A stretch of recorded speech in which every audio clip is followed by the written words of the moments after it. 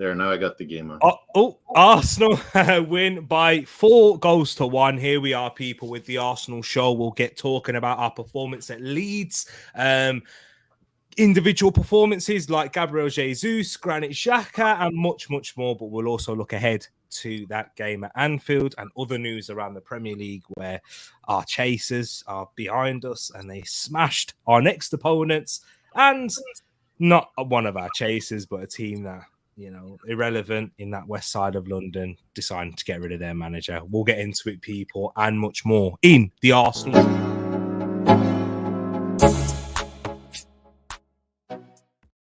Wagwan, everyone. I hope you're doing well and welcome back to, yes, as I said, the Arsenal show. That's the third time I've said it now. And that's the 3 times, 1 for me and 2 for my other guests and my other hosts in here as well. And who else can I be doing it with apart from, I've got the Don to the right of me. Yeah, the right of me, the Don of South London, and the King of Canada down below me, as you can see. Red and white is the only colors, my friend. Exactly. How you doing, Wilf? Tereak, I'm rolling. I am rolling. Everything's going sweet. Everything's right in the world. Top of the league. What more can you ask for? What more can you ask for, indeed? How are you doing down there in Moss? How's the weather for you in Canada? Jesus, it's unseasonably cold. I mean, you guys always think we're in a deep freeze, but it's usually like +10 and the snow melting, and it was supposed to be, and now it's still -5 to 10. It's unbelievably frustrating. Oh, no. Well, it's not too bad, right? Boston Bruins, best season ever. Maybe Arsenal too, most wins ever. Yeah, my daughter's very happy about the Bruins win yesterday. She was a bit annoyed when it was 1-1, but yeah, she's happy. Hey, that's what I would like to hear. Keeping both your teams are doing well, smashing it. The weather's been all right down here. Well, up here in the UK. Rain finally stopped.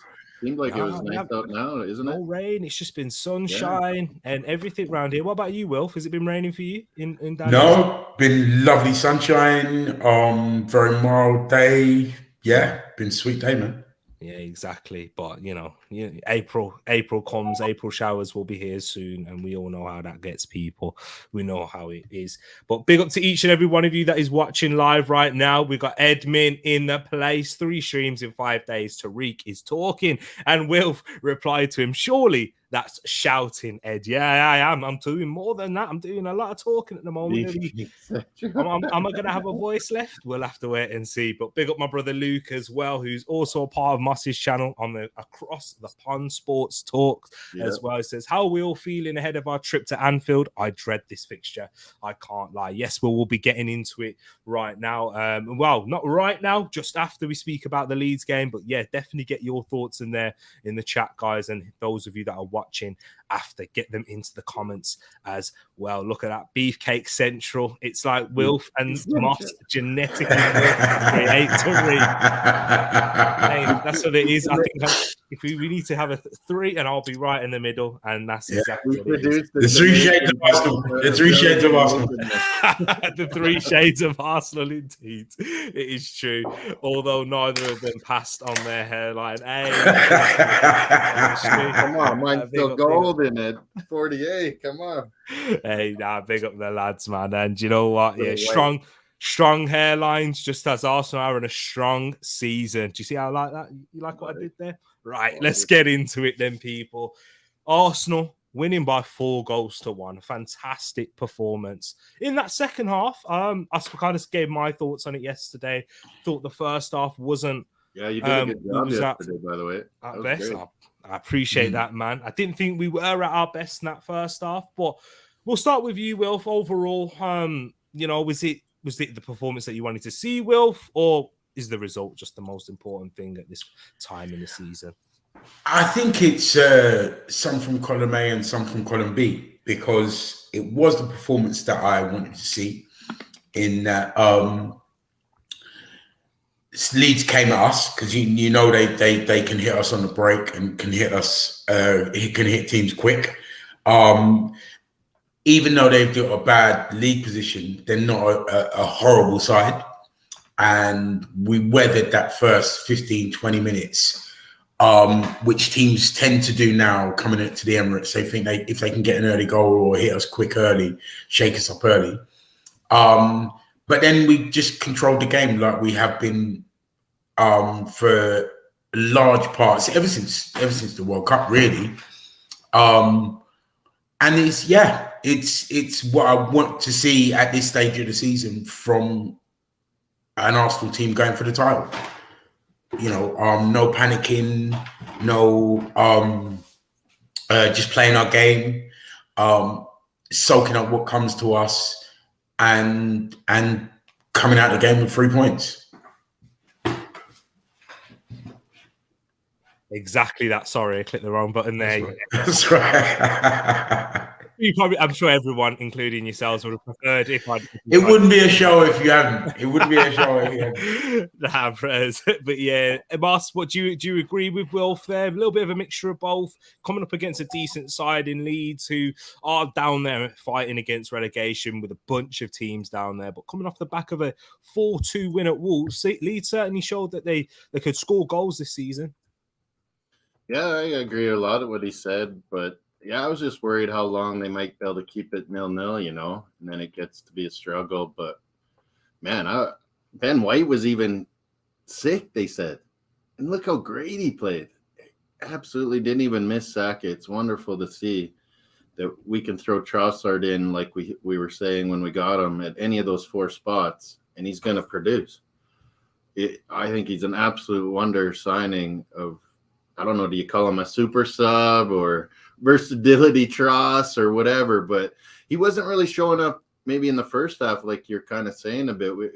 But man, when he shows up in the final third, I call him the final third magician, Trossard, because his final touch, his final pass, his final shot, it's unbelievable. I think he does his best work as the false 9 because he pops in and out, gets all over the place.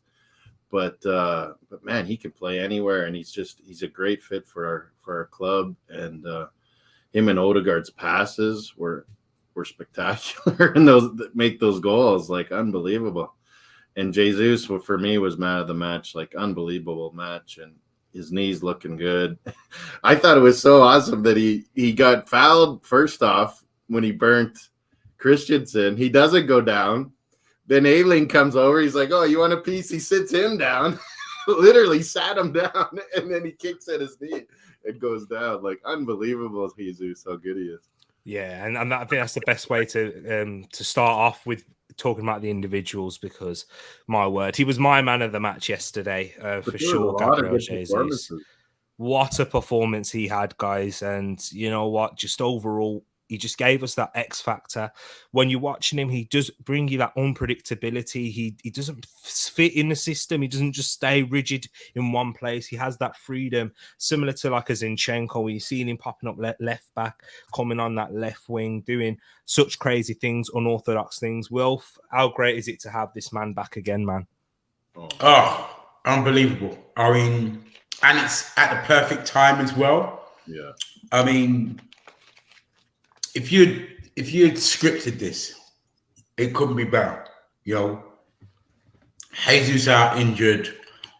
We trundle on. We keep our position. He comes back for the end of the season, because I'm sure that was when he got the injury. He was like, "I need to be back for the end of the season." Running. He was immense, and it shows you just how good he is, because ordinarily someone like Eddie, you'd be like, not a problem, Gizzy just scores goals, but he's an unusual striker or forward in the fact that you don't rely on his goals. It's his all-round ability that is more important to the team than his goals even. And he was a nightmare for Leeds from the off.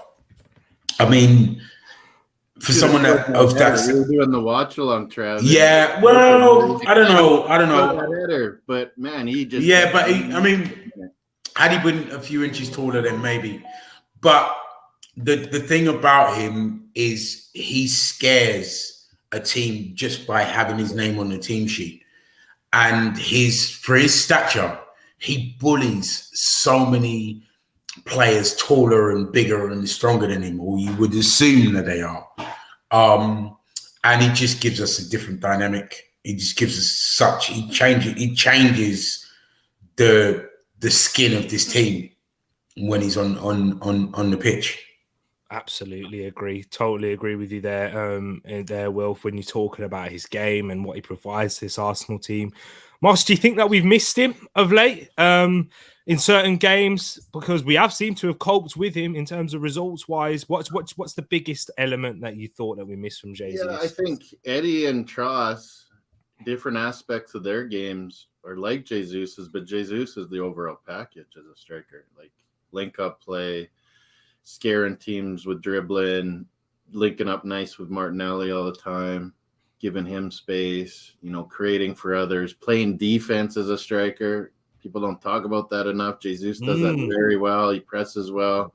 He's really smart and where he wants to make teams, turn the ball over, and that's where we get a lot of our goals from is we press Odegaard, Jesus, and then we get turnovers in their own end, and that's danger immediately.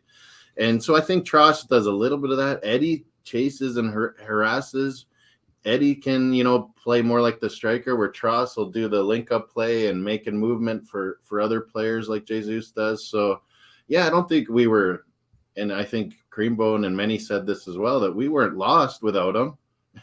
I mean, everyone thought, like you were saying yesterday, everyone thought this was okay, capitulation time. Jesus is out, and we're in the same spot, if not better than we were before. So we didn't falter. We have a club, great mentality now with Arteta that, we just keep pushing, we keep playing our way, and we got playmakers, man. We got Xhaka, we got Trossard, we got Zinchenko, we got Odegaard. We got guys that just can deliver a pass and White on their own. Yeah.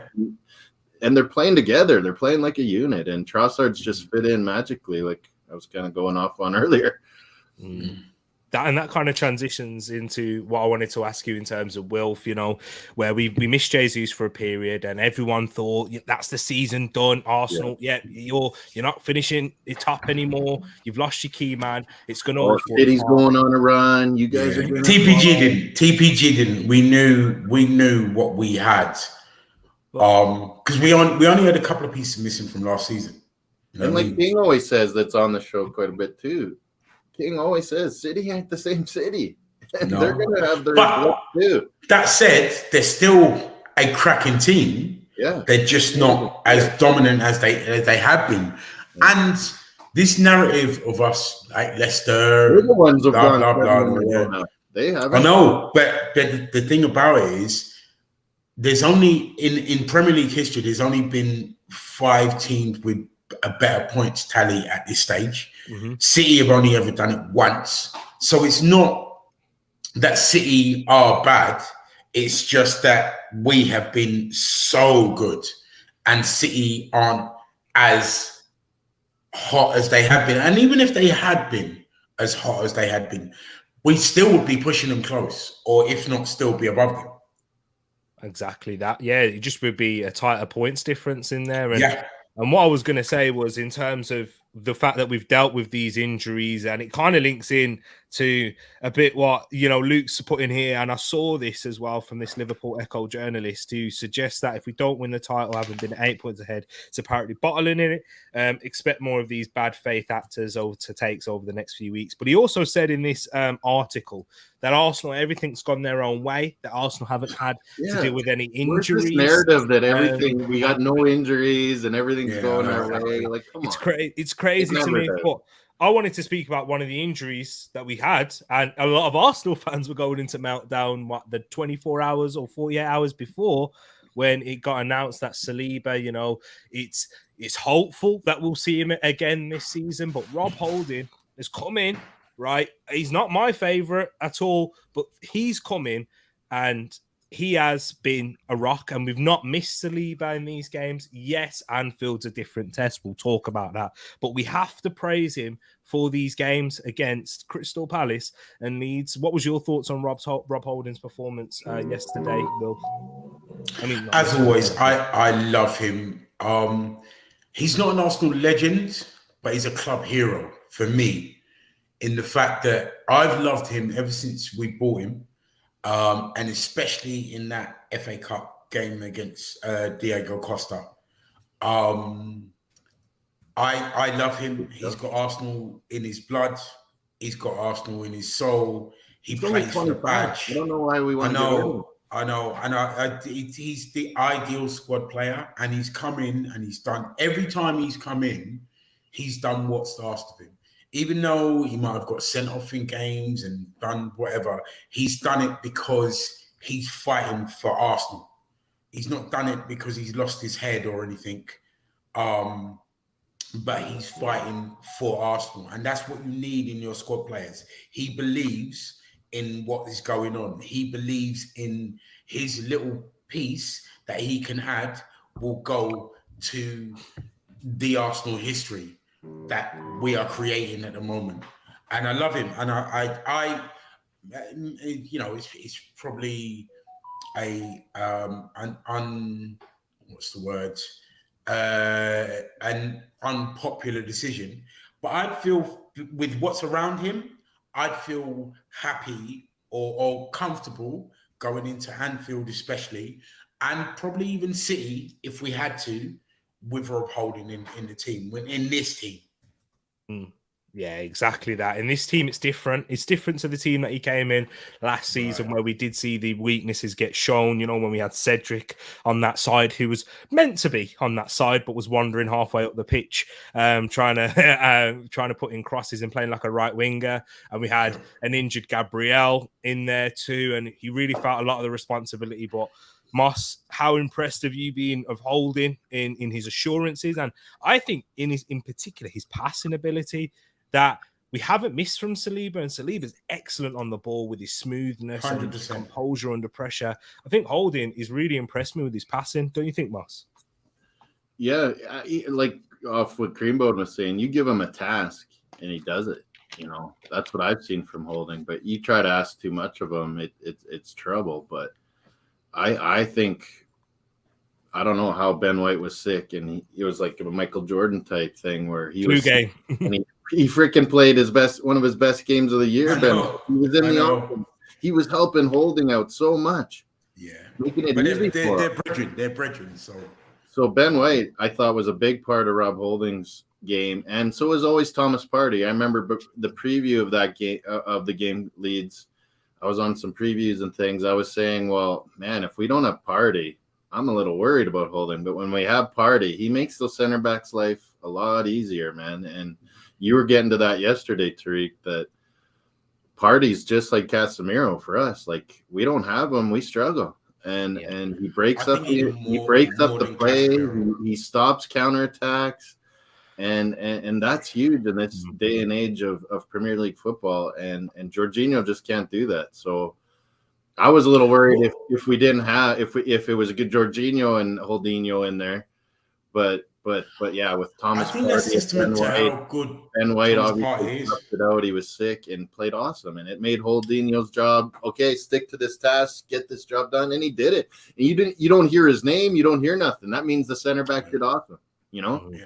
I think it's testament to how good Partey is in the fact that I think Jorginho and Holding would work, but because Partey is so good and we're getting so used to him being so good and doing that, I think he's more than Casemiro because I think he saw dead man you yeah, but I think with the level that we're at, I don't think Casemiro does what Partey does for us. Oh yeah, no, he gives us around a little more defensive. And I mean, he strolls about the pitch, and he unsung wise is one of the players of the season, but because everybody else is getting the glamour roles, we're underestimating, and it's a weird thing to say, but I think we're underestimating or underrating Sherwood typing And this up is what China. I agree with you totally, because I know I've had this conversation with Man United fans, because if you're looking at the career of Casemiro, of course, how many Champions Leagues he's won, the teams he's played for, the consistency, but the roles and the responsibilities and the Party was on a team that beat that Real Madrid one. Yep, it's true. But the roles and responsibility that Partey has in this Arsenal team is a lot greater than what that Casemiro does. And that's saying something, because Casemiro is the linchpin in that defensive midfield. But Partey is not just responsible defensively and covering and tracking in wide areas and covering when we're out of possession and bringing us that energy from there and that physicality, but bringing the ball forward, breaking the lines. And I read this stat out for Ed on the preview show that Arsenal have broken the lines more than any other team in the Premier League, right? And that's Partey breaking that first line. Partey, that's Xhaka, they're great through ball players, absolutely. And then we've got the wide men who can dribble through those lines, who can beat a man by using the dribble. Even Saliba's great at through balls, exactly. So Partey is essential for that, and that's where I have those arguments and those battles that he has that responsibility, similar to Rodri, because Paxson here, our resident, saying Casemiro, McSauce, better never start over again. Man United rant over, but yeah, I'd say they are both just as important in terms of the level, and that's because of where in what they are for their team. Yeah, exactly. That's because Man United aren't a bit like us last season. When you lose one of your key players, it kind of all goes to pot. Whereas with Partey, it's because it doesn't all go to pot, but we lose something quite massive because of how good he is, not because of who we've got in there. I think it's to do with how much he does for the team. Because you take Partey out, you have to replace him with two players. Yeah. Do you get me? So you've got to replace him with, say, El Neni and Jorginho.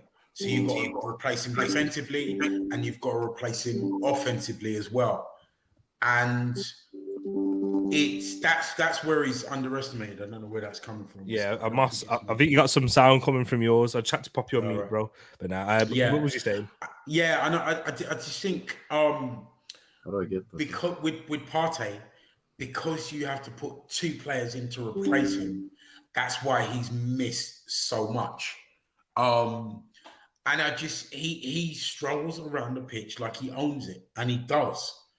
I mean, I can't remember if it was what game it was the last game or the one before, where he's got three players on him. He does this Cruyff turn, leaves the three players to one side and just and just strokes the ball. You know who his passing reminds me of? Carnu, where he's just when he gets the ball, you don't know. Notifications had sound up. Damn it. All right. He's so disguised in his passing and where he's going to pass. He reminds me of Carnu in his style of play. But just sitting in Damari Gray nearly. Yeah, but yeah, I mean, you the thing I get about this is, especially since the World Cup, when I look at Arsenal games, it's easier to say who's had a bad game rather than saying, who's had a good game, who's had an outstanding game, because there are so many outstanding performances from game to game. Yeah. And you know what? That adds to this point, and I want to pass this on to you, Moss, and it will come back to you as well, Wilf, because I know you'll want to have your say on this. I thought the three players, and I mentioned it in my match reaction in the first half, and I came on your stream and I said it to you as well, Moss. Odegaard, Zinchenko, and Trossard weren't at their best. Zinchenko was forcing a lot of passes. He weren't quite finding his target. He was going for the right passes and going for the intention, but he just weren't landing. Odegaard, I thought Leeds did a very good job of harassing, getting players around him on his first touch in that first half. And I think also with Trossard, I think that kind of hindered Odegaard's game a little bit. Didn't have the same synergy. Before the game, I was telling you, you and Bobby, I was looking so forward to the Odegaard Trossard combo, and then you still have the Jesus Martinelli. But Odegaard Trossard, we're getting it going though later on. You're right. No, it's true. And I think it's more to do with cohesion rather than the individual players. I think we both know that. and we all understand that there, because how Ødegaard and Saka have really worked, and Trossard, he didn't quite understand when to go in, when to hold his width, and it was causing a little bit of problems down there. And there was a situation where Ben White played the ball and it just literally went to no one, and Leeds sprung a counter attack from there. But Moss, the reason I brought that up is because I thought second half, this is why this Arsenal team are so special. The manager, Mikel Arteta, makes a tweak. He drops Ødegaard back. He moves Trossard on the inside, and Martinelli's almost coming out on that right wing. And even when Martinelli's not there, Ben White is bombing down, and then Ødegaard's there covering. And if we do get a turnover, then he's there on the pounce, and we know how good he is with his counter press.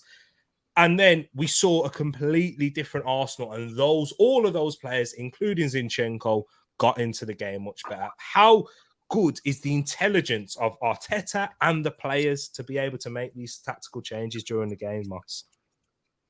Yeah, I think only once we got out tactical, tacticalness, whatever you call it, strategized, whatever, by Pep that one time. He was brilliant with Bernardo Silva hacking the hell out of Saka that game. And then all of a sudden it's like they knew ahead of time, okay, we're going to adjust. Silva's going to go up to right wing. And everything changed, with one little change. And I think Arteta is like that too, where he can really say, maybe ahead of the game, he says, if this is going on, this is what we're going to do. And then at halftime, you're right. He did some brilliant adjusting to free up Trossard a little more. Ben White was playing great. And Ødegaard was getting marked and buzzing around. But, man, he was really freeing up for Jesus and Martinelli more and more. And they're so good together. They know how to use the space, those two Brazilians, really well and create for one another. And Martinelli scares the hell out of teams, and it gives space. And I think that's why everyone's saying Trossard's got to start against Liverpool. I don't know. Trossard can fill in all four spots. So it's almost nice to have him on the bench. And Martinelli, and we've seen it before. He's taken advantage of Liverpool many times, Martinelli. So I want to see him on that wing, just killing it and making Arnold be scared, making their right center back scared on Liverpool and having to stay back. I think Trossard is such an intelligent footballer that if you bring him on late in the game, he would have read the game. He figured it out. Yeah, he figured out. So he comes on. And one thing I did not realize until he came to us was how good technically he is. Yeah, his touch is as good as second touch. His close control is sick. For me, it's up there. He baits players in, Tereak? He baits them in and then he owns them. It's speed of thought rather than feet with Trossard. Yeah, because he is such an intelligent player and he sucks people in. And I really think, I don't know, maybe it's fate, whatever, blah blah. But the decisions that we initially made would have been good ones. But our second choices or our alternatives have worked out better for us in where we are currently. Yeah, because I'm thinking Jorginho, Trossard in particular, but other not making Champions League last season. If we'd made Champions League last season, as disappointing as that was, we wouldn't be here now. We would not be. I wholeheartedly believe we would not be challenging for the title now if we had been in the Champions League. We'd have been fighting for top four. So these blessings in disguise can work out, and the Trossard Jorginho thing is exactly what we needed right now. And from what I've read, we were going after Trossard regardless if we'd got Modric or not. Yeah. So that's why I don't want to say. Yeah, it happened so quick too. It's an alternative. Yeah, exactly that, man. Trossard, what a signing he's been. And if I know it sounds hyperbolic to say this, but if we win the league, up there with Van Dijk as the best January transfer that's happened in the Premier League. 100%. You can't say it. That's not crazy at all. Yeah, exactly.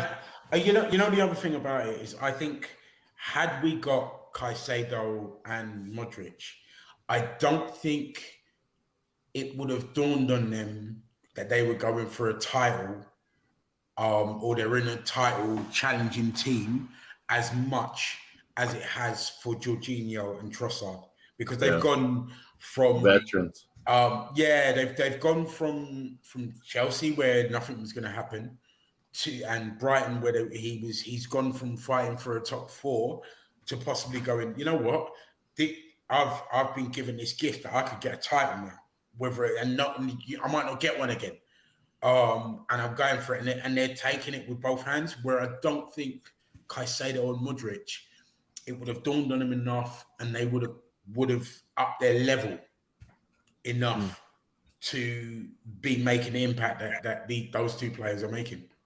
Yeah, I hear that. And right. Our young nucleus really got pumped up by getting Trossard and Jorginho. I think you're right. It just added to the Jesus or Zinchenko effect, you know?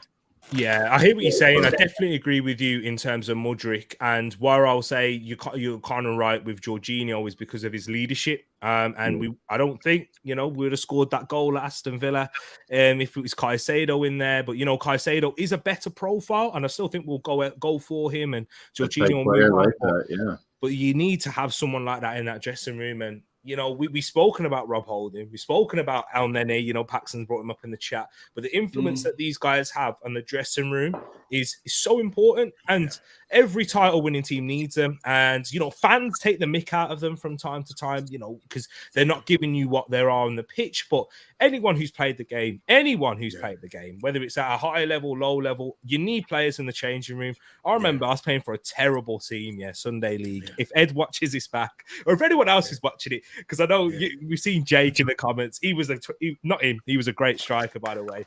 But I've played in a terrible team. But we had a player. I'll never forget his name. I'm not going to call him out. He worked the greatest. He barely played any games, but he just made everyone laugh. And he was on the bench, and he just made everything a lot easier and took any pressure away. And we were able to go win in a cup final. And he came off onto the pitch, and he slotted in. And when he made a good pass, or whenever he did anything well, it gave us an extra boost, because it's like, this guy's barely played, and he's here committed, and he's here every week, training every week. He's making it enjoyable. That's exactly he's the biggest cheerleader. Yeah. And this is why I think Pepe. This is what Jesus and Zinchenko's been for us, Tereak. Yeah, they pump these guys up. But they've got the quality to do it as well. They've raised the standards, whereas these guys raise your belief that they raise your belief. These guys will keep you on the right track, because you can't be there complaining or moaning about little things when you've got this guy who's been here way longer at the club. He turns up every week, and he turns up with a smile on his face. And I think those are the key things in football that don't get spoken about. El Nene and Holding. And that's what El Nene and Holding are great for our club, yeah. And just to end on it, that's why I think we got rid of Tavares, Pepe, and Lokonga, because they're all quality players, and they're all at a higher level. Guys that were whining and complaining. But it becomes cancerous, so you got to cut it off. And that's it. And that's the reason why they have more to offer to the team in terms of quality. But if you're not going to be having the right attitude, or if you're not going to be happy, and I'm not saying they've got a bad mentality, it's just they're players that want to play, and that's fine. I think it's more that there's different ways to go about it. You're right. They're glass half empty rather than glass half full. And you need the glass half full players in there to G you up. And the importance of man like Jorginho, man like Trossard, and whatever, is to calm things down. And Zinchenko I put in there, when things you can get too excited, you can go for it too much, you can want it a little too much, because you've got to temper that passion and that desire to want it, to keeping your calm, keeping your head at times where you want to go at 100 miles an hour, because you might have conceded a goal, or because the other team might be on top at the moment. But you've got man like that in there going, no, calm down, boys, settle down. There's nothing changed about this game, whether we're a goal behind or whether we're soaking up pressure. It's the same game that we're playing, our game. Remember Tommy Asso's early screw-up pass back, And Odegaard, even Tommy talked about it, that it was massive, that Odegaard came over to him right away and was like, lift up your chin, buddy. We got work to do here. No worries. Exactly that. Exactly. And that's one thing. That's the great thing. This is why we love the Arsenal. Don't put your head down. We love it at the moment because we don't. And I every Arsenal show, I'm going to bring it up a little bit. You know, that Saliba moment. Every time I bring it, he still hits me, rocks me to the core to this day. I'm like, wow, I've never seen this in my life. And yeah, that's the fans do it, the players do it, and that's the whole camaraderie we've got right now. Any news, Tereak? Any news on Saliba? No news as of yet. You know what the club are like, though, Mas. They keep it very. You don't know on a back and a hamstring. You just don't know. I've talked about it. Yeah. It is true. And even if they do know, they won't let us know. We'll find out on Sunday. What I've noticed, he could be back next week. He could be done. Like, no, I know. But what I've noticed that they've done this season, and what we've been able to do this season, is not bring people back too early. Yeah, they learned that from last season. We've done it. Yeah, you're right. Yeah, we'll take a loss, or a draw, rather than risking someone and risking more games. So absolutely, I wouldn't risk it. Would you guys?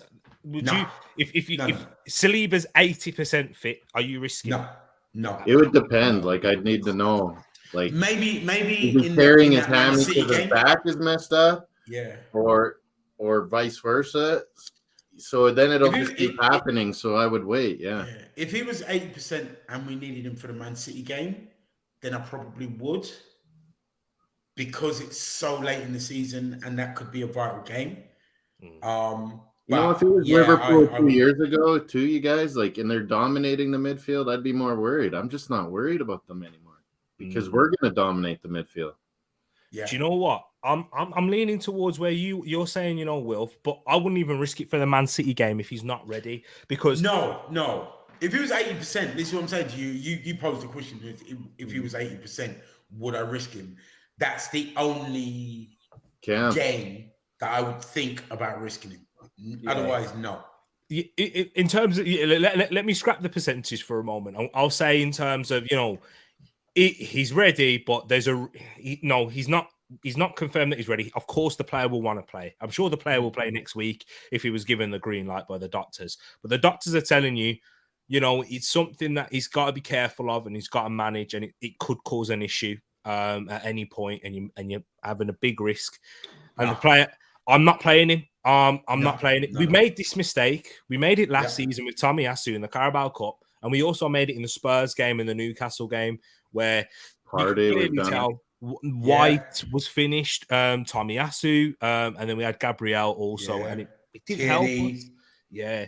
I'll take the drop off in quality for someone that's ready to play and someone who's fit 100%. And is confident.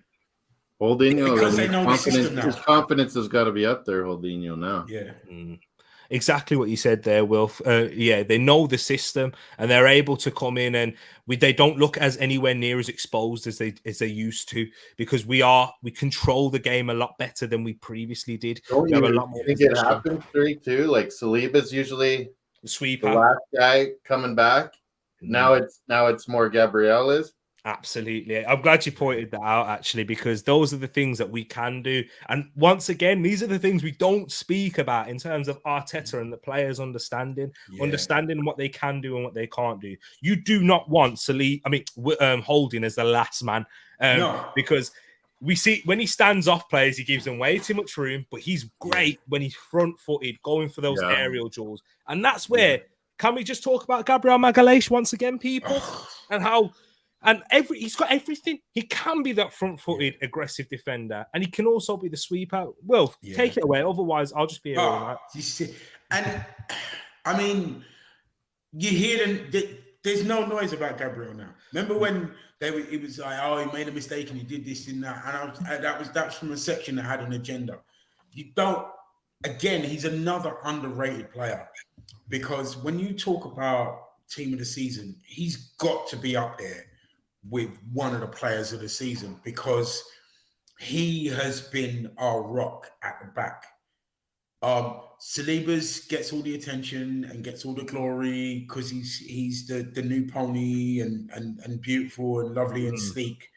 But Gabriel, man, Magalesh, he has been the captain of that back four for me.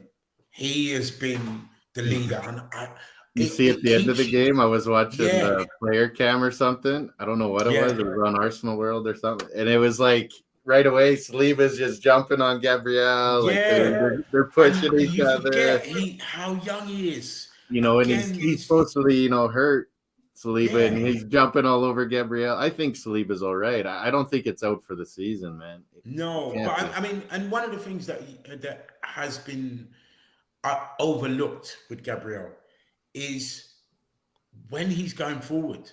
The amount of times he's been either on the edge of the box or in the box. Good point.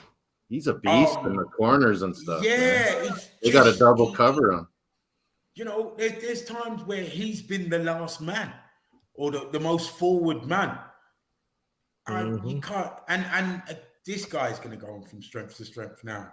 Absolutely. You're so right, man. And our next opponents who we got, remember that game that we played earlier on in the season when Gabriel was in the box doing the dummy for Saka to get it in at the back post, drawing the attention away. Yeah. I love how he's really he makes these mistakes, he accepts the responsibility, and he moves on and he improves. And he still will make mistakes. I know, and he still will make mistakes, guys, because of how Arsenal play with very little margin for error how we defend at the back, how aggressive we are, how much possession that they do have of the ball, and how we like to get teams to try and pressure us. But most of the time now teams sit back, so they don't really get to try and put Gabriel under pressure. The last time that happened was against Man City, and of course, and he was at fault for that second goal. But the way he really bounces back and moves on from them is great to see. And he's going to make a mistake. I will never forget this, right? If we lived in a time like we do now with Nemanja Vidic and Rio Ferdinand, Nemanja Vidic would get absolutely roasted, right? And he was a very good centre-back. But because now every moment is watched of you, every clip, everything is replayed. I remember I saw something earlier in the week. Carlton Cole, I think Man United were 2-0 down and they went to win it 3-2. And Carlton Cole spun Nemanja Vidic in the box. Could you imagine that nowadays? That would be a meme forever. Do you know how he gets spoken about with Lisandro Martinez? And Nemanja Vidic, because of the time that it was in, it's not spoken about as much because people remember the league title. But he used to get roasted by Torres every time. It's true. And that's why I can't look at those moments and criticize a man, because those are the anomalies compared to they're the exception, not the rule. And Magalesh, I'm saying it now, he's been our best centre back, and I love Saliba to bits, and he's a ridiculous level. 100%. But I don't think we get the Saliba that we get this season if we don't have Gabriel Magalesh. Oh yeah, definitely, man. Absolutely. What's your thoughts, Moss, on that? On Saliba, Gabriel. Well, you can, mainly Gabriel, for sure. Yeah, he's just been a rock. Like I was saying earlier, they got to double cover him on corners, and I don't know how many times teams have left other guys open because of him. But yeah, like he doesn't have mistakes in him anymore. Like rash plays, he's really gotten smooth. I mean, he knows his limits and plays within them. Like he doesn't try crazy passes. He doesn't try to be fancy. Leave that for Saliba, the smooth stuff, the great long passing, things like that. But even holding, he's a great passer too. Yeah. And Gabriel's just so good at staying within himself, keeping us organized, worrying about being last guy back now without Saliba in there. So I'm not too worried about Liverpool, but man, they got a lot of speed. I think Luis Diaz is coming back too. So man, we're gonna have to be at our best to win there. That's for sure. Again, it depends. Yeah, we have to be at our best, and it depends on what Liverpool turns up. It could be a roasting for Liverpool. It could be a roasting for Liverpool. Like they lost 4-1. I didn't expect that. Maybe you guys thought City were gonna win easy. I thought it was gonna be a draw. I thought Liverpool were gonna turn up. You heard me say it on the preview, Moss. I wanted Liverpool, but I just didn't. Man City at home. Man City away are different. I think Man City could struggle against Southampton more than they did against Liverpool. Yeah.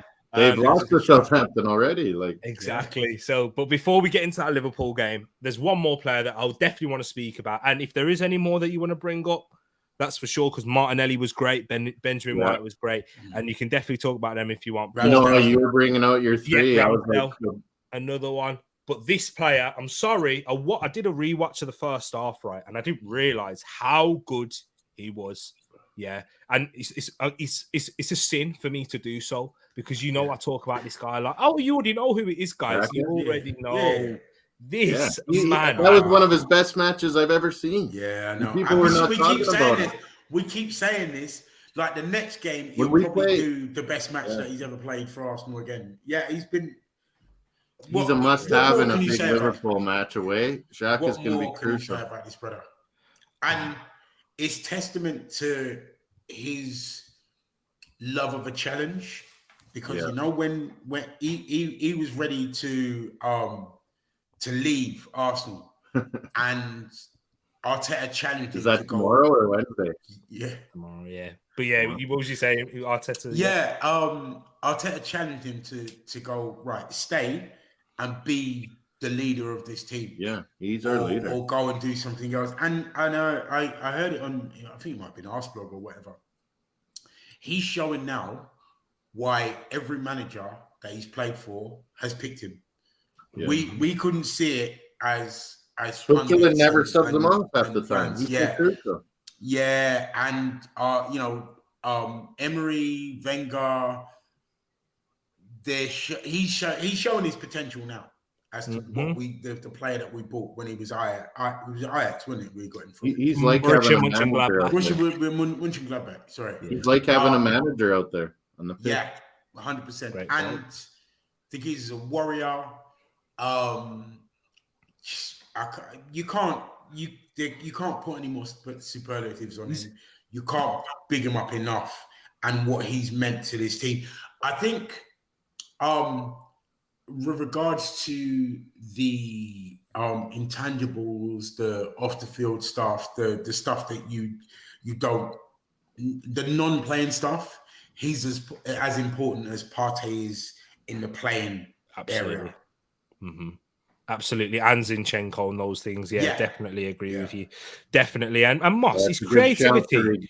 That was a good shout, Tereak, Xhaka, because I was like, definitely Jesus was the player of the match, but I was like, Xhaka, Ben White, and Martinelli were right behind. Like, I'm glad you noticed it before I did, because I thought Xhaka had a good game. But when I watched it back, it's because Xhaka's not someone, he's flashy, right? He doesn't, trap the ball on the touchline with the defender behind him, like flick it round and do all sorts of madness. So it's not as eye-catching, but he's so good at it, and he's more than functional because his creativity. He whipped in that ball for Jesus, which Jesus should have done better with the header. I can't really say that. It was a difficult header, but he did. It was really good to find him and pick him out.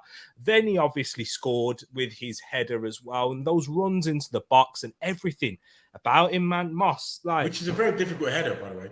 Exactly, it was a very. I was just saying, it was just pinball. Odegaard was just banking it up Xhaka's head into the net. Yeah, that ball once again was ridiculous from Odegaard, but he was on that rope, man. His timings, everything, man. He's just, when he went down in the very first minute, I only just switched on on Match of the Day. Then, shall I say that? I only just switched that on then, and I saw that he was down holding his knee. My heart. He really got whacked on the side of his knee, man. I was same happened at Crystal Palace. Remember the same? Yeah. It was. My heart sank, but he's a warrior. As you said, warrior, gets back up and goals, and what a player he's been. And do you know what? I really do want this title. I desperately do. And if it's one player that I want it for, it's him. Because he said, I'm staying here till we make something big happen. And now it's happening. 100%. He deserves, and I wanted to sell him this year while we could cash in, but man, he deserves another year with us, play in the Champions League. He deserves it, man. I did want him gone Yes, after the Palace game. I wanted him I'll gone. hold my hands up. I wanted lots of guys gone. Yeah, true. But it's again the redemption arc is biblical, is fanciful. It's you put this in a Marvel film, people go, "You've gone too far. This doesn't happen." Yeah. And he deserves all the plaudits and praise and stuff that he's getting now and more, because he's another one of those players. We will look back in years to come and go, he's another one of those players we couldn't have done it without. Like you're with me, Trev. You wanted him probably out too. Like you can't do 100%. your club 100%. And fans. But he's won us all over by the love he does have for our club, though. Yeah. Mm-hmm. Yeah. Exactly that, and that's it. And I remember the moment it happened. I can tell you, and I was at Ed's house, right? I was at Ed's house, and I remember showing Ed what happened, and even Ed, who's been Xhaka's biggest defender, even before I was, right? Even he went, there's no comeback from this. Like, and Ed was, he was kind of, it was hard for him to say, but it was what he said. And I said, no, get him out now. Like, can't be having this. But then what was it? Like 2 years ago, he had that interview, or a year and a half ago. And it's like, man, you find out all that was going on with him. And it's like, the guy cracked, man. He cracked. Yeah. But what changed for me was how important Arteta saw him. And it wasn't really to do with Arteta. Like, I've loved Arteta. And ever since I made this channel, you've never heard me say anything about getting him out. The only time that I thought maybe we need to look somewhere different after that 2-0 defeat to Spurs. But when he said this, when it's another manager that's coming and he said, no, I want Granit Xhaka. I'm sorry, we had Arsene Wenger talk about him playing every game. We had Unai Emery talk about him, make him captain and play him every game. And then we had Mikel Arteta. I'm sorry, there's something about this man that we don't see as fans. We just don't see. You need to understand that you don't see everything as fans, and the manager knows what he's going to do and what he can bring. But nobody, not even me, not even Xhaka's biggest fan, not even Miss Melina, didn't see this. God didn't see this. Yeah, exactly. God's up there now going, bro, did you know this was going to happen? And the one person who defo didn't know it was going to happen was Granit Xhaka. He did not know that he could do it, but Mikel Arteta did. And that was crazy. I disagree. I think he did. Man, I'm so happy we didn't sell him when I wanted to. Do you know why? He said it himself. It was Mikel Arteta's idea. It weren't me. I didn't think I could play in there. Mikel Arteta challenged me. And there was that moment where he said, Mikel Arteta says, if you can't play in this position, you're getting sold. And, that's like, whoa, to saying that to me after you said you wanted to keep me so much. So Xhaka, but he was to get into Xhaka's psyche, and he lost, and he came in the summer, the lightest he ever been. By the way, just off the back of just off the back of a grueling season that we had, he came in straight back lighter than he ever was. And that's why he's been the machine that he is, man. And what a player Granit Xhaka is. But yeah, I think we've spoken enough about him. Is there anyone else that you wanted to give a shout out, lads? The floor is yours. Well, the one that I really want to speak about, and when I think about Gabriel Magalhaes, Ramsdale, because he's taken a lot of stick. Oh man, me and Bobby were going crazy during the watch along. About how he's got this in him, he's got that in him, he's got whatever. He plays on the edge like everybody else in his team, but I cannot stress how good a keeper he is at the age that he is. Because you look at Alisson, you look at Edison, you look at De Gea, and you look at all these. They weren't that good at that age. They weren't that good at that age. Yeah, he's pushing.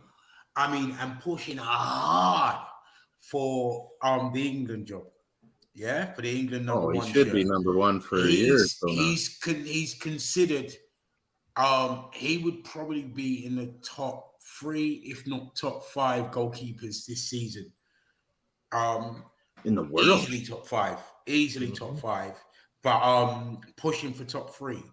And there's a good 5 to 7 years between the man he's up there with. The guy.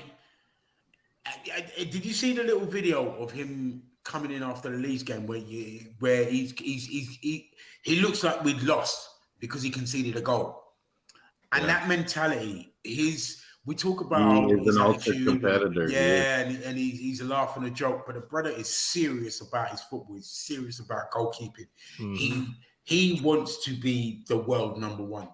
Yeah. And he could be in our goal for the next 10 how years. Trev, we talk about how great he was a feat, and I was doing this goalkeeper breakdown on the Armory with Bobby because he wanted me to, give the contrasting views about Turner, that I think he's plenty good enough.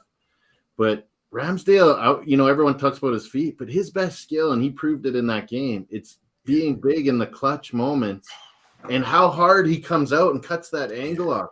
Like he did that 3-4 times yesterday on the weekend, where the guy's all of a sudden ready to shoot, and he's like totally taking the angle off because he's out on him so quick. It makes the save.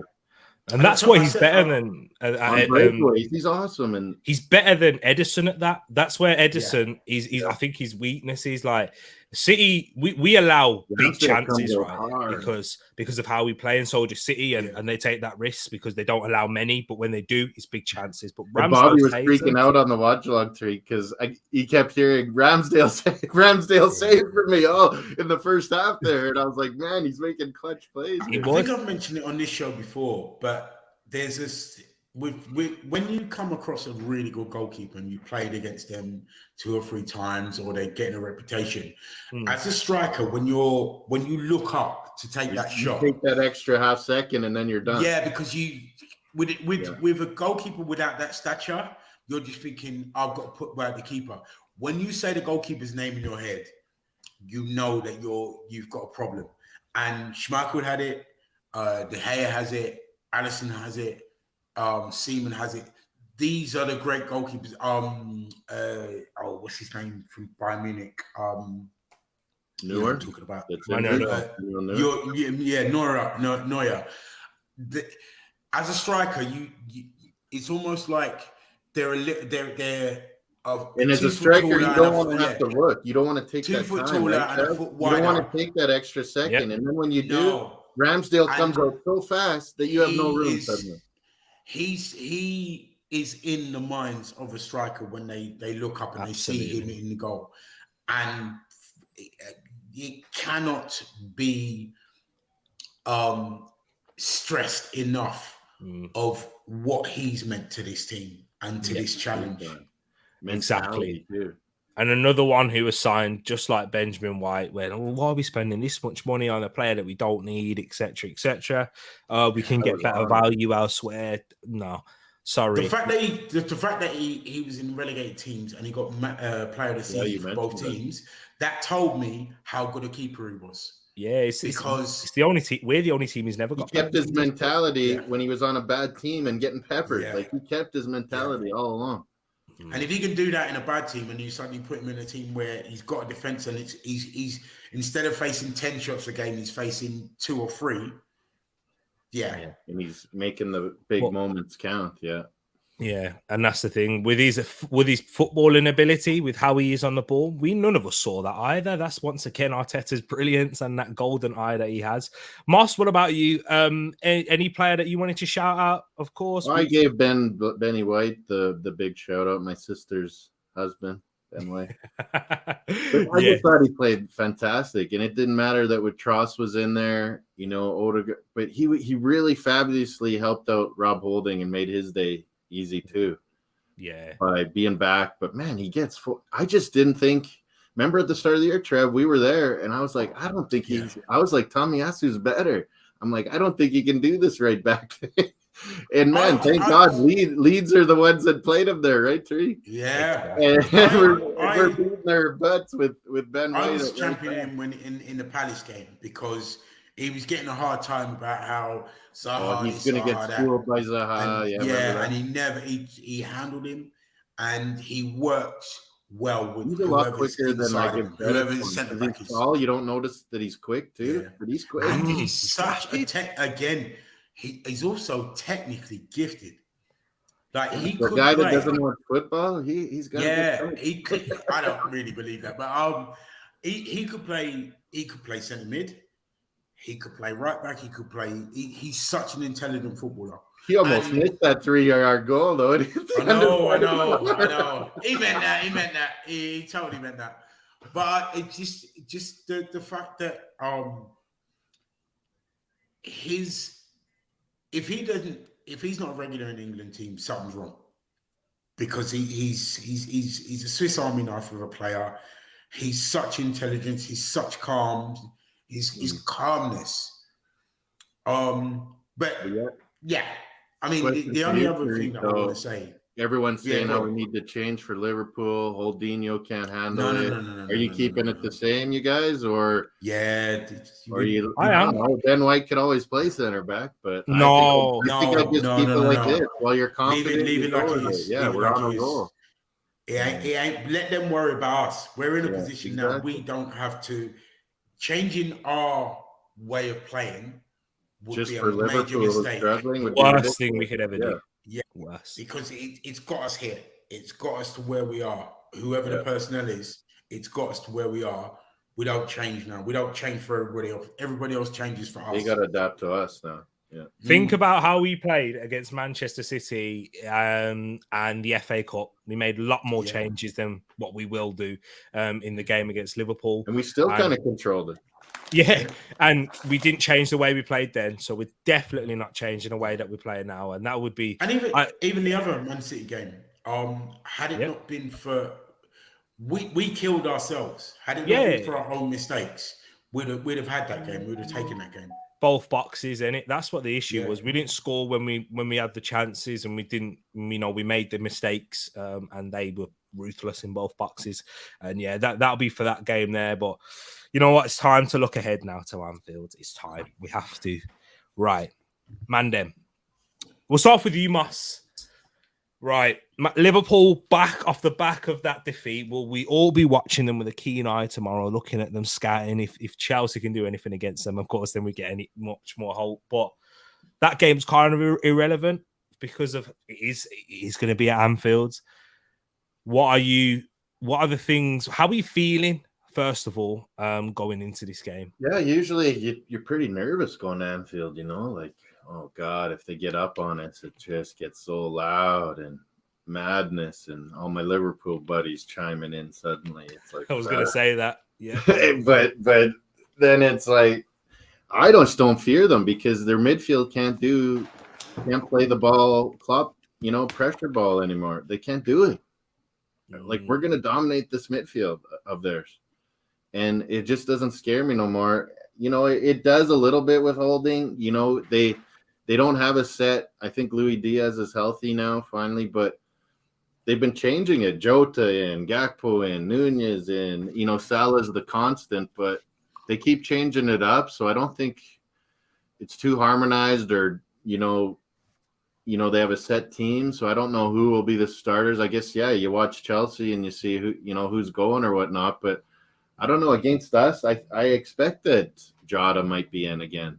He's always played good against us, whether it was Wolves or Liverpool, just like Firmino has always played good against us. It seems like Jota does too. So I expect him to be in. And then one of Gakpo or Nunez and Salah.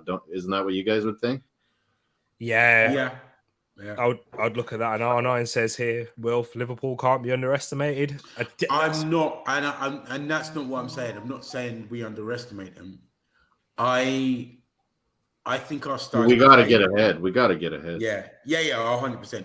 Our style of play. After the Man United game, I was really worried about going to Anfield, but having seen Man City take them apart, and our football is what we're playing now is very similar to City kind of football, but with a little bit more intensity, a little bit more directness. I don't think they can live with us if we turn up. And this is not underestimating Liverpool. You never I mean, in some ways, playing Liverpool now is like trying to trap a wounded animal. Most wild animals are most lethal when they're wounded. and that's where they are. And they've taken a lot of the big six scalps this year, and then sucked against lower teams. They're still fighting for something, and they're going to want to come back and show.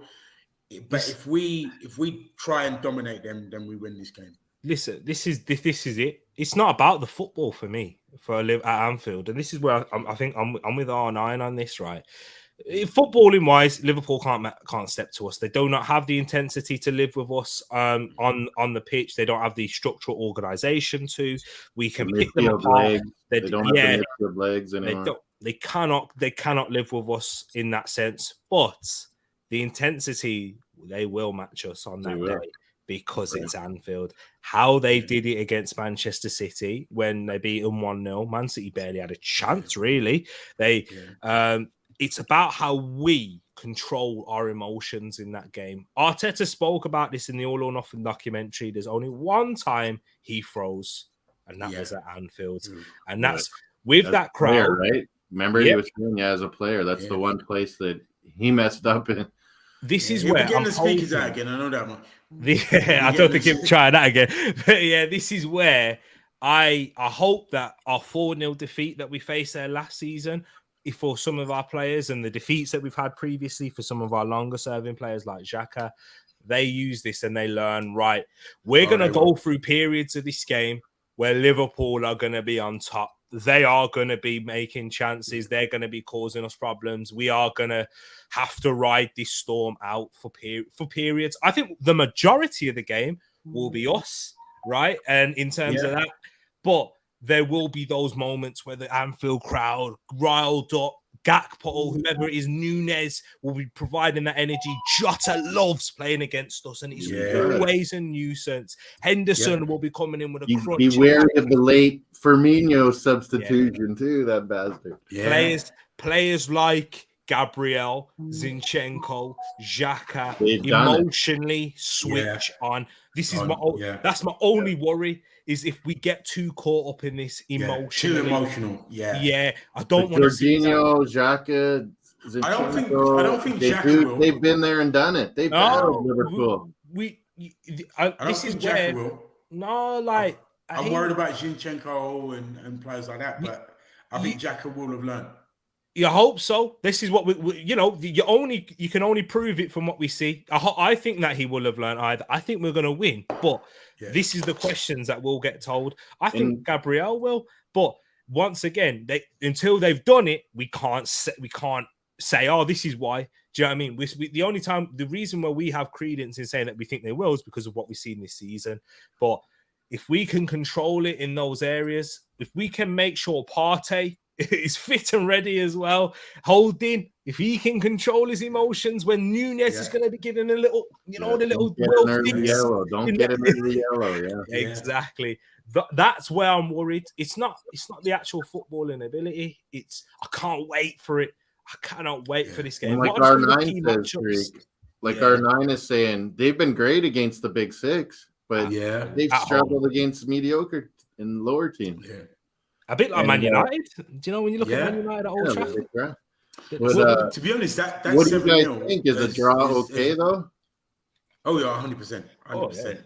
I mean, if we pick up points at Anfield, anytime you pick up points at Anfield is a big thing, is a big point. But what lost train of thought there. What I was going to say was no, it will come back to me. And that's what Luke thinks, is that City's going to go on this incredible run, and we have to win these games. But I don't know, man. I don't think so. If we win this one, I think we can draw. If we win this one, we can draw. We lose to Liverpool and City, right?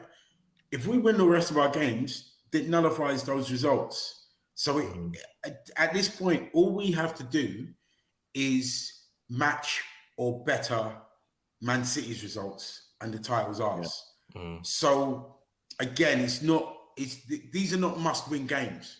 We're not in a position where we're in must-win games.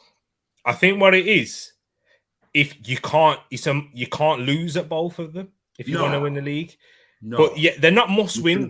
This is Luke. I think to win the league, you have to win at one of them. Yeah, right. I do think that.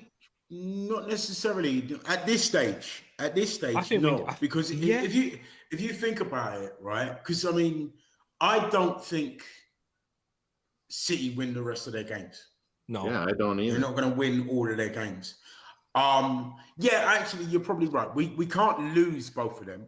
Yeah. If we win Liverpool, though, we can totally Yeah. draw at the Etihad. Yeah, but by the same token, if we win at the Etihad, it doesn't matter, right? But losing at Liverpool. But this is it. Yeah, if you win, this is why I'm saying it, right? Because if you win one of the games, I think you can afford to lose another. Whereas, if you don't win, you cannot lose at either of them. Yeah. Do you know what I mean? So it has to be a draw. Exactly. You can't lose. You can't lose and draw. You can't do that. No. You got to get a win. You have to get a win. We could get by with 2 draws. Yeah, which is. But then you'd have to win at Newcastle too, for sure. And do you know what I mean? Those are the 3 away games, right? Matches. Right. Should we put Newcastle in there? Because Newcastle, I said this in Harry's stream, just as hard as Anfield, if not. Yeah, they're if not great. Worse. I'm not. I hear what you're saying, and I'm not totally discounting that. I don't think it is as hard because that Man United game, there was some payback in there. That Man United side are not as high flying as they were. I think Newcastle, and also think Newcastle are going to be so wary of us. 0-0 going to their grounds. Because remember, you can't play that expansive, whether you're at home or not. You can't play that expansive against us and think that you're going to turn us over. And we've been immense away from home. Yeah, I think people are discounting how good we have have our been best away road from home. seasons ever. Yeah, I agree. 9 of our clean sheets have been away from home. Yeah, I agree. But I don't think Newcastle fear anyone. I don't think they fear anyone at home. They're like Liverpool now. I disagree with that. Fear is not the right word. Respect. They will respect us. They will respect us going there. I watched them at against Manchester City. They didn't fear them. Do you know? And Liverpool, I think how many games have Newcastle lost at home? Just the Liverpool game, is it this season? And even that special circumstances because of the red card with Nick Pope, and Newcastle was still the better team. Even with 10 men, they were still the better team throughout the majority. Don't get me wrong, it's not going to be a walk in the park. It's not going to be a walk in the park, but it will be a very tight, close game. But I think we can nick it there. I think we can win. I think we can. I mean, I'll be very surprised if we won it all 3. If we did that, my word, But I think we can win, and in either of those 3 games, I think we've got that, and we've got that belief, we've got the ability. It's just if we win 2 out of those 3 games, that's it for me. Bro, I think if we win 2 out of those 3, that's game. That's wrapped up. But with Newcastle, the reason why I say it's harder are just as hard because they've got the intensity, they've got athletes. That's the only thing where I thought, we struggled in certain aspects at home. We should have won that. We had the chances once again. We had the referee moving mad, but they do have a very physical side who are very big and strong. A lot of runners in midfield. Look what Joel Willock's doing. Sean Longstaff, Bruno Guimaraes. They are a big side. And they are suddenly ready, scoring again, and they've got momentum and all the rest of it. Yeah, they're not as dangerous as Liverpool because Liverpool have goals coming out of everywhere, the quality. But they've got what Liverpool used to have. If Newcastle could score a bit more, Newcastle could score a bit more, they'd be definitely top 4 for sure right now. But man, their defense and their Pope and that they have more clean sheets than us, but it's not finishing always. And now it's starting to pick up with Almiron, St. Max, and Isaac getting in there. Callum Wilson even got in there yesterday. Absolutely. Man, if they start scoring, they're trouble, left, right? We got 9 games left. Yeah. So if we win 4 or 5 of those 9 games, it's all irrelevant. It really is. Not necessarily, because Man City have got a game in hand. They could go 5 points. They could, if they win. If Man City won, I don't. Man City need to win all of their games. They don't. It's just they just need to. They need to beat us. This is how I think of it. This is. I was sort of describing it to Ed. I think of it in basketball terms and in American sports terms. We are 2 games ahead of Man City. If we drop 2 games and they win those 2 games, they go above us. Yeah, true. So that's the way I think of it. I don't think this Man City team will go on a 9-game winning run or 10-game winning run. They're 7-game winning run at the moment. They're in a 7. They're same as us. Yeah, so I know. We. This is what I'm saying to you. If we match or better, like we did this week, they went 4-1. We backed up the 4-1. Yeah, if we like I said to you, if we match or better their results, we don't have to worry about whatever they do. And I think that's what we are looking at is get the best results from the rest of the games that we can by winning and not losing. And if we go to Anfield, because if we draw the Etihad, draw at Anfield, and draw at Newcastle, and then win the rest of the games, we don't have nothing to worry about. You know what I mean? It's the losing games that we can't afford to lose any games. Yeah. And I don't see us. I think we'll learn from the Man City game, and I think we'll go to Man City and get a result. Yeah, and I want Man City to go on a mad run. And when I say that, not beat us, of course. I don't want that to happen. I just want to beat them for once. I want to go there and beat them. I want Man City to say, you know what? We did everything we could at the end of the season. We won a lot of our games. Yes, we dropped a couple. We like Man City did last season. They drew to West Ham. People forget that. But because Liverpool drew to Spurs at home, and that's what cost Liverpool the league, right? I want Man City to do the best they can, where they drop points in 1 or 2 games, right? But they win the rest, because there's no excuses anymore. Because that will mean Man City will get what 90 points or 80 to 89, 90. Because the most they can get right now is 94 points. So if they drop 2 games, and that's what. Yeah, I had Man City getting between 87 and 91. Yeah. And us getting from 90 to 94. So there's a small chance, they take us if we don't do the business, but it's in our hands. I still think in our hands. They're bigging up City and underestimating us, because the factor that that a lot of people are not taking into account is the mentality of this side. What Arteta has got them. Yeah, I agree with that. But what Arteta has, the way he's got them thinking, the mindset he's got in that dressing room is, we are going to kill every team. We are going in there and we're going to put impose our game and plan, rip the throat out of every team that we play. So the next team will be that bit more scared and more scared and more scared, because City will change their game when they come to play us, because they did when they came at our place. They changed their game. They went for a low block for the first time. Unbelievable. Yeah, they went to a low block for the first time. Even Liverpool had never made them go with low block. You know what I mean? So, Yeah, exactly. So it's going to be a very tough running. I'm looking forward to going each and every way with you guys as well. What have we, when that parade will be on the 29th, Moss? So what do they always do? They always do the on-field celebration last game of the year, even if we have it wrapped up, right? It's always going to be even if we have it wrapped up. Then the parade's the next day? Yeah. It's usually the next day. So, when's in Tottenham? How far? I can't even get tickets. Arsenal Canada, they're completely sold out the whole season. Is it? Oh no way! So you tried already? You know what's gonna happen? I was telling Melina. I think she got one for the end. Wolves, Melina. No, you joking? I'm gonna try and get the Wolves game.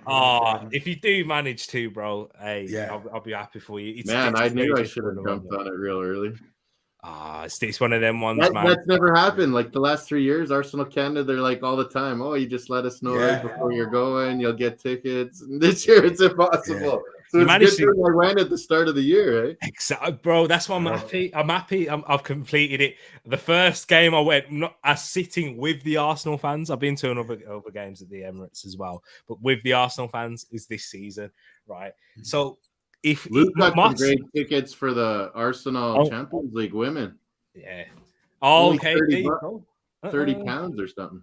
There you go. Wow. There's an opportunity to watch Arsenal. The women's games where it's at.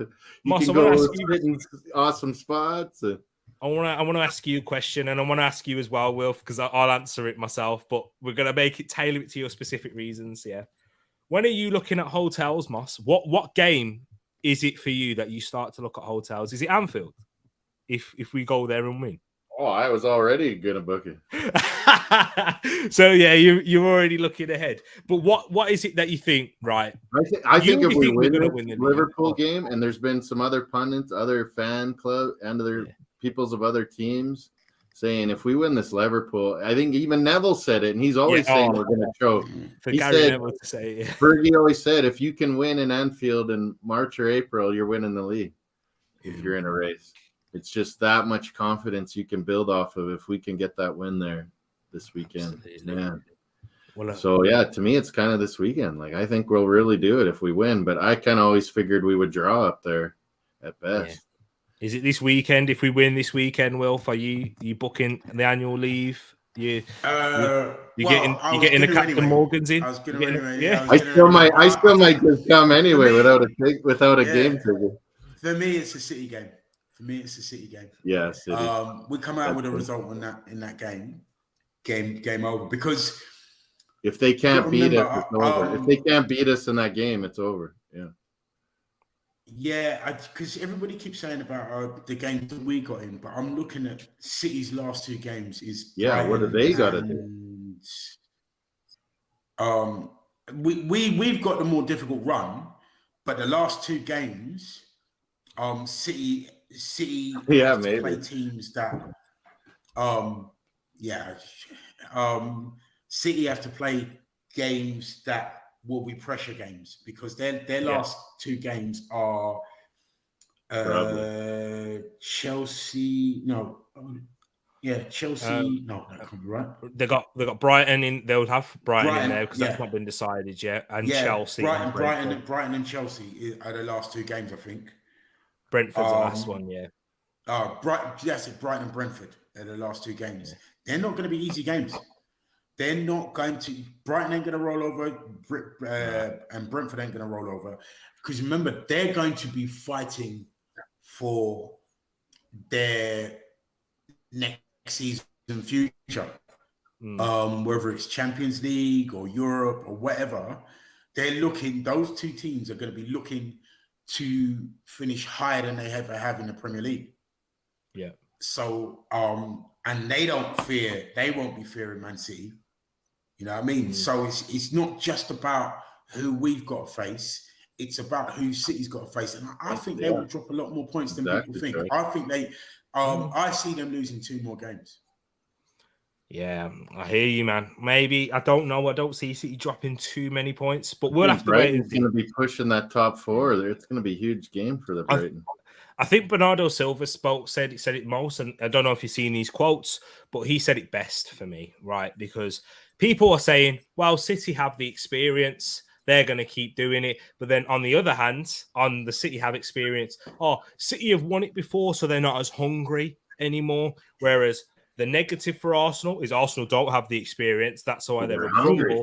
But the positive that they're saying is, Arsenal have never done it before. That's why they're so hungry. Yeah. So, guys, forget the crap.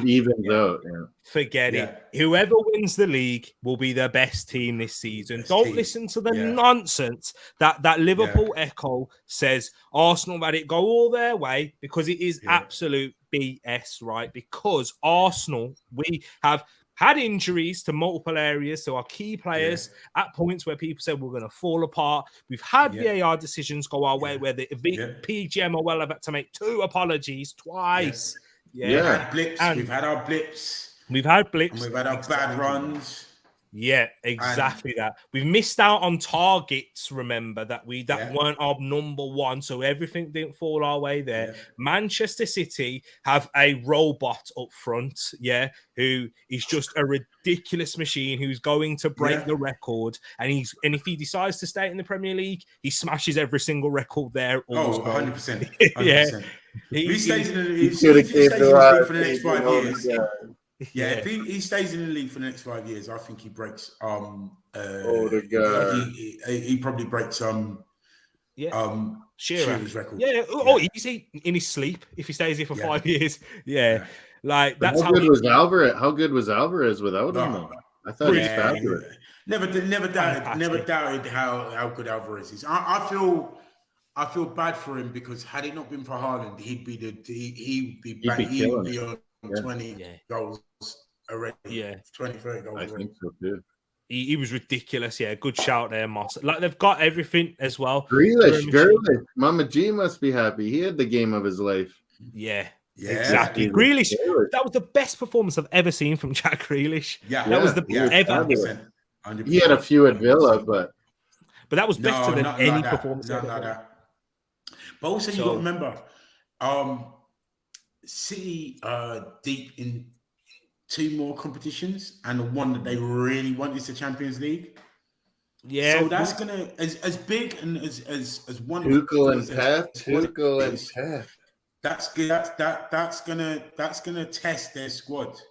That's gonna test their mental toughness and all the rest of it. As much as they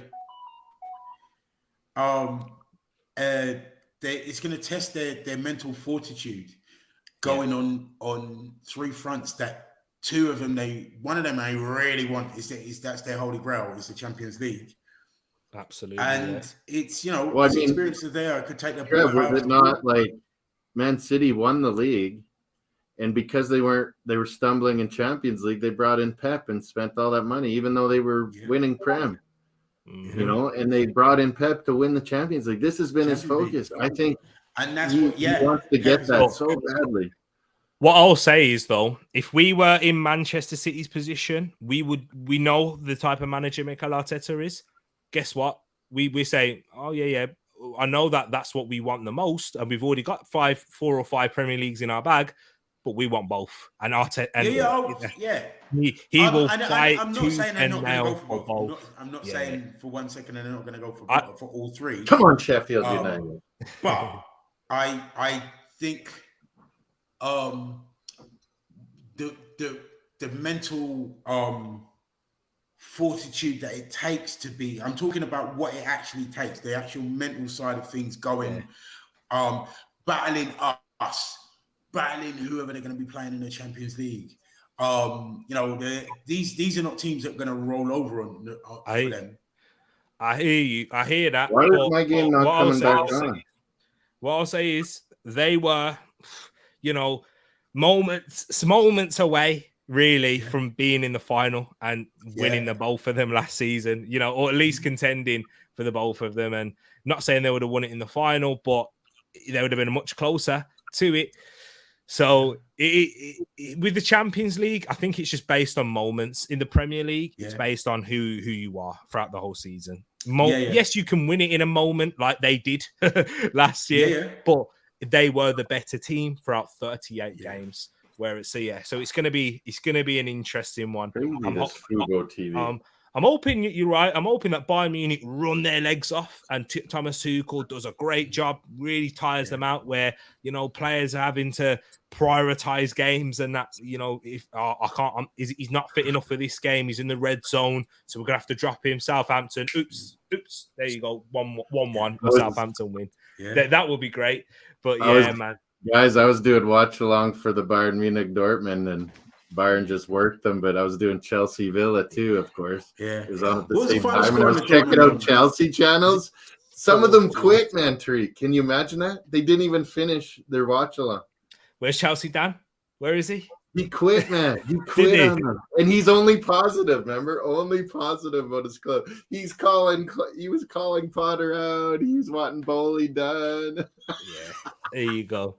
But guys, we didn't really touch up on that part, but I was just gonna say, just to wrap it up. Chelsea's loving. let me I'm quickly. loving life, Trav. How about you? Major mistake from Todd Bowley there. They 11 He hasn't players. got.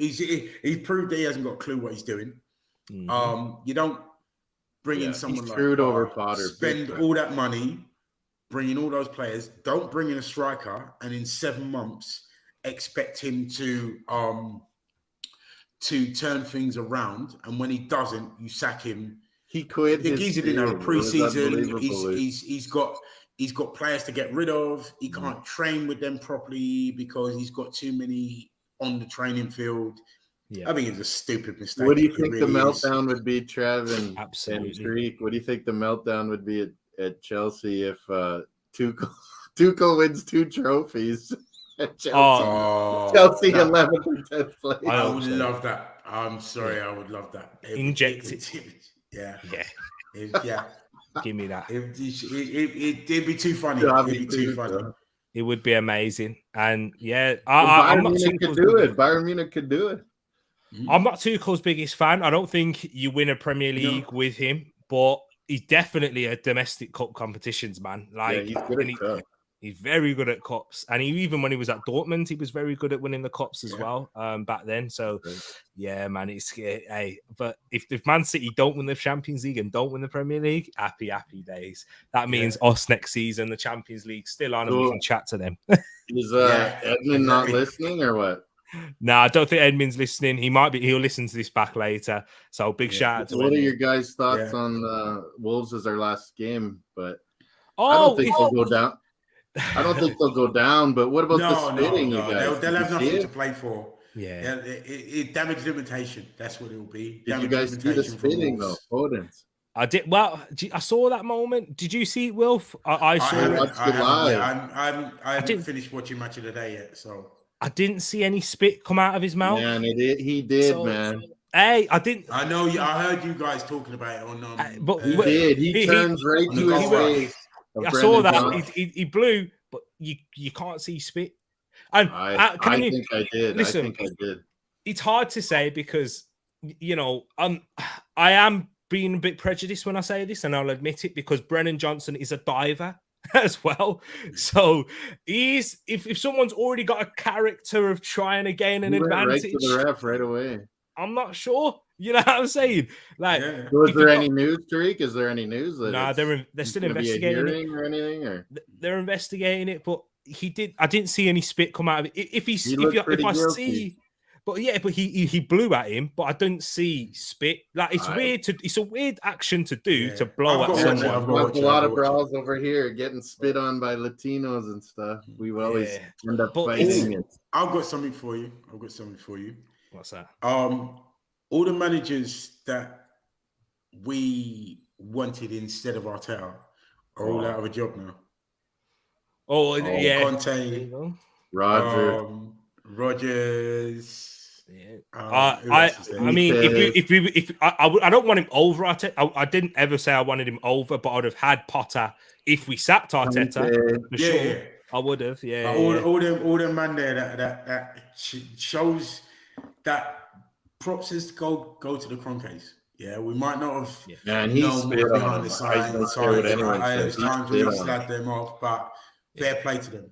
Let me. This is what I was going to say. Yeah, and this is a real question because I think we've got to give real props to them, and it's a really good point you brought up because if any of us were in that situation, I reckon. Although we've been Arteta defenders compared to literally 99% of the fan base. I reckon all in from the get-go. I reckon one of us would have pulled the trigger. I mean, some of us would have pulled the trigger at one point when it did get really sad. Not last season, not any point last season. I'm talking about when we were losing to Burnley. Yeah.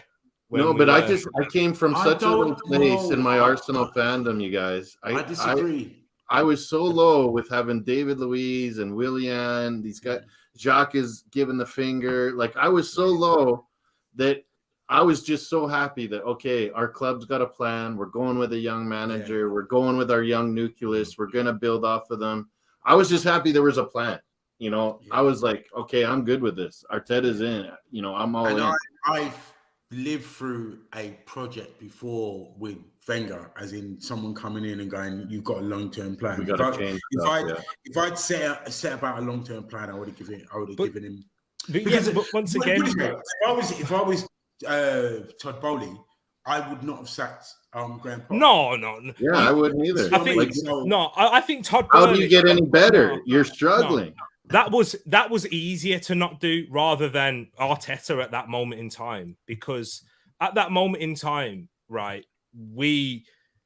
it was a very difficult moment. Whereas Chelsea, they've just spent a lot of money and they've only just hired this man. He's not been given a full season or anything at that point. So it's a good point, Luke. It would have been difficult if you're in that situation. When, like you said, it's different when you're in a different club and they have all the info they have. Us fans can only go by what we see on the pitch. I know, Arteta obviously wanted to get some cancer out of that old club, Yeah. And it took a while. It takes a while. You can't just all of a sudden, NHL, NBA offseason, okay, let's reshape our whole team. It takes a few windows, They would have had a plan. They would have sat down all together and said, "This is our long-term aim," and they would have stuck with him. And I'm glad they did. But once again, I think everything happens for a reason in a way, right? I'm glad that we weren't. I'm glad COVID came in that sense. Not that it came and it ruined a lot of people's lives. If there's fans in the stadium, I don't think they're keeping. Yeah, because that's a good point. I don't think they would. Yeah, there would have been a chance against them, just like there has been for Potter. You're right. Let's not forget. So bad that he would have started to get forced out.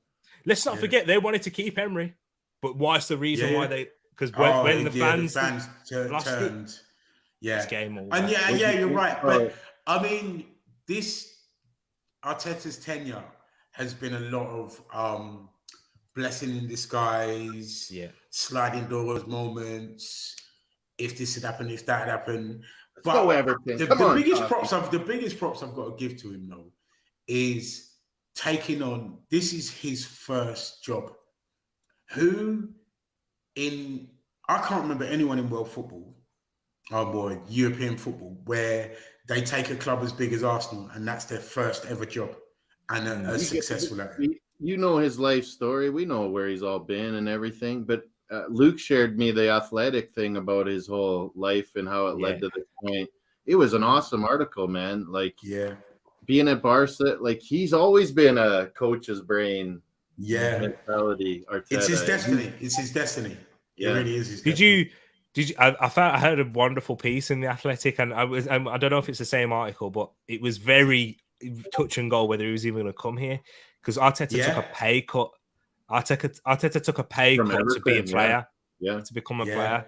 Yeah. And I forgot he was at PSG with lots of when PSG was starting to spend. Yeah. In the Champions League, he was at PSG. I think the telling factor, I believe, was Wenger. He learned a lot more. And ironically, it was often a really bad result, and I can't remember if it was the 8-2 that we got at Arteta. He was one of those signings. Oh, Decore. Yeah. Is this happening? Decore sent off, sorry. Yeah, he's been sent off. Man. He just poked Harry Kane in the face. Kane started it and he got caught. It's like hockey. The first guy never gets caught. It's always the second. Yeah. And now stupid from the core, absolutely pathetic. Oh, it's a wreck.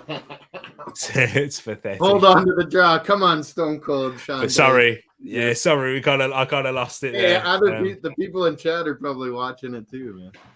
But yeah, it's one of them ones, man. And I'm glad that we went through it all. I'm glad that we did. I'm glad, and it will all be worth it, guys. Kane shoves Gray, then kicks him. Then he kicks Decore. And Kane, nothing? Yeah, I know. Kane gets away with murder. He got a yellow card. It was a yellow card. He got a yellow card. Oh, he got a yellow? Okay. Murder. He could have brought out a shotgun, shot him there. He kicked him when he's down, too. He got a yellow for it and he deserved it. If he didn't get a yellow, then I'd have been going crazy. But Kane's a dirtball. Decore's an idiot. Decore would have got yellow if it wasn't. He caught him in the face. He literally, stupid. But that's where Kane's clever, though. He's Tyson, dirty, yeah. but he's very clever. Hey, Tyson's giving it to Kane here a bit, I think. yeah, I know. But guys, we are going to wrap this up now. Really appreciate this chat, man. It's been a while because we didn't do one for the Palace one. We did the last one we did was the back of the Fulham. But yeah, man, we got to run it now. Match this week, by the way, Friday night match, maybe not. No, I don't think that. No, there isn't a Friday night match this weekend. Is that when you're gonna have your preview? When you're doing the predictions preview? Thursday night. Yeah, Thursday night we'll be back for Fridays. I'm always hoping for Friday. Yeah, it's just a bit too close to the weekend. So those who can't watch it live, we give them a chance to watch it on Friday. Yeah, that's a good shout. Good shout. So yeah, that's the reason. And so Thursday night, people. Thursday night we'll be back as well. So stay tuned. And I'm thinking. I don't know, man. Maybe. Must read my mind, maybe. We'll see. Maybe for the Chelsea Liverpool. What do you think? Yeah, maybe for that one. I might bring them back, people. Do you know where it's quite chilled and we just end up chatting about anything and everything. Yeah, exactly. And just watch Liverpool because they're our next team up, you know. We'll get the biscuits. Are you going to do any watch along before the end of the season? They're so terrible for Arsenal. Tereak. This is where I'm thinking, right? Do I do a Liverpool one? Man. Yeah, there you go. I don't know. I don't.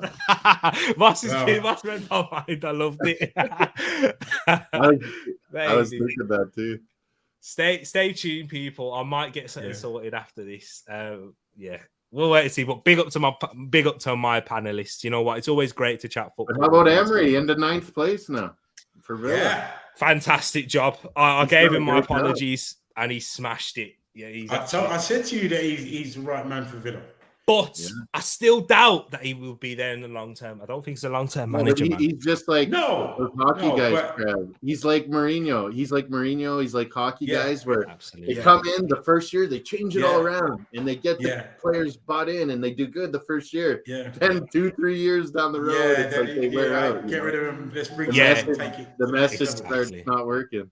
I think that's a brilliant way to look at it. They will give you that boost as a club. Mourinho does that all the time, everywhere. Because if it wasn't, we finished 8th after Emery, and because Emery got the best, we could have easily finished 8th after that season. Yeah. I mean, the season where we lost in the Europa League final, we just scraped on top 4 because that team wasn't great. We were getting lucky a lot of times. Yeah, exactly that. So big shout out to Emery, man. He smashed it. And, all the best for him. Martin Leonard was on. You were on the Amped. He was pretty pumped, eh? He was pretty smiley. Exactly. People. But we're going to wrap it up now. Will, hold on to a draw. Thank you very much, my brother Will. It's been a pleasure once again.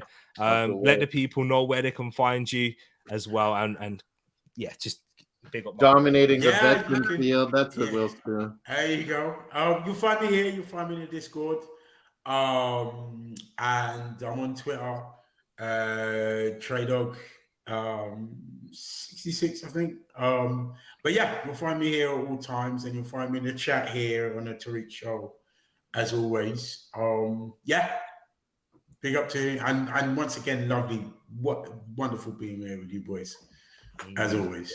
Actually, a great long sleeve there, buddy. Great long sleeve. King, sending love out to King.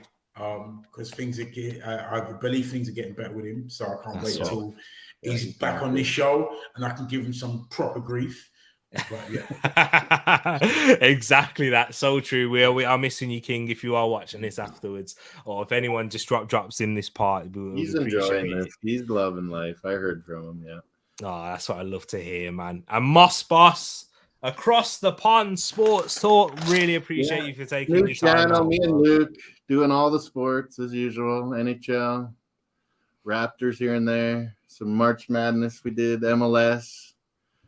We got fans from all over the world. But we just rebuilding the channel. So if you guys can hit subs and subscribe our channel, get some notifications, that's great. Get Tereak to 700. Get us up to 100 again. Yeah. And yeah, there's my Instagram too, CKMoss16. I'm finally over 300. Exactly. I definitely recommend it. Even if some of the sports you're not into, join in, just have a chat, We're man. always Like talking Arsenal. always We're always talking some Arsenal. Arsenal, they're football, always Arsenal. anything, man. Yeah, always and anything. Keep you up to date on Liga, Serie A, La Liga. Even if you want to talk food, Moss is up. I know Moss is up for that as well. So always. Yeah, man, definitely, man. But yeah, definitely tune in across the Pond Sports Talk. Thursday night. You got a show Thursday night. Usually Thursday nights, UK. Yeah. But yeah, all the midweek games will catch up on all the action that took place. Because even our FPL, it's like, man, there's a whole bunch of games left here. Yeah, I'll take it over. I'll take it. Tottenham penalty. Me over, but not tomorrow. I've taken over again. I got screwed by that Roberto. Yeah, I know. Actually, don't worry, I'm coming for you too. I'll come back for my time. We'll see. Paqueta chips or crisps, whatever you're called. Paqueta. You're moving up, man. We're moving up. Exactly. Tottenham penalty, by the way. What? Yeah. Surprise. No. Romero, he got caught. Michael Keane, shocker. Absolute shocker. Tottenham penalty is like to start the game. Oh, it was a dive. Harry Kane Kane's gonna get one. It's a penalty with no pressure on it. Do you have him? Michael Kane? Oh, of course. I've got him in the draft. I'm not doing too bad in the draft. I haven't even looked at my draft team yet. I haven't. Dominating. I was like last place in that one. Tereak's in, and I'm coming back. And then the other one, I'm killing everybody. Hey, but people, we got to wrap up now. I've got to run. Take care. Love to you all. Unlucky Keane. Come on, Arsenal. We don't need to see this Kane penalty.